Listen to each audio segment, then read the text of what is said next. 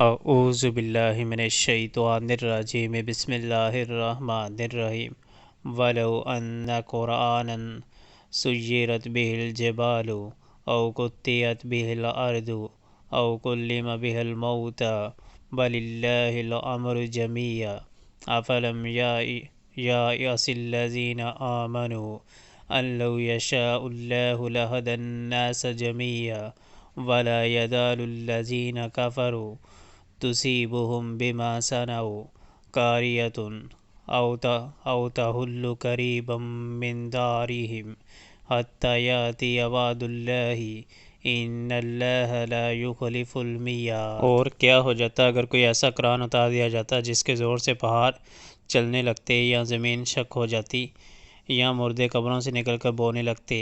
اس طرح کی نشانیاں دکھا دینا کچھ مشکل نہیں ہے، بلکہ سارا اختیار ہی اللہ کے ہاتھ میں ہے۔ پھر کیا اہل ایمان ابھی تک کفار کی طلب کے جواب میں کسی نشانی کے ظہور کی آس لگائے بیٹھے ہیں، اور وہ یہ جان کر مایوس نہیں ہو گئے کہ اللہ اگر چاہتا تو سارے انسانوں کو ہدایت دے دیتا؟ جن لوگوں نے خدا کے ساتھ کفر کا رویہ اختیار کر رکھا ہے، ان پر ان کے کرتوتوں کی وجہ سے کوئی نہ کوئی آفت آتی ہی رہتی ہے، یا ان کے گھر کے قریب کہیں نازل ہوتی ہے۔ یہ سلسلہ چلتا رہے گا یہاں تک کہ اللہ کا وعدہ آن پورا ہو۔ یقیناً اللہ اپنے وعدے کی خلاف ورزی نہیں کرتا۔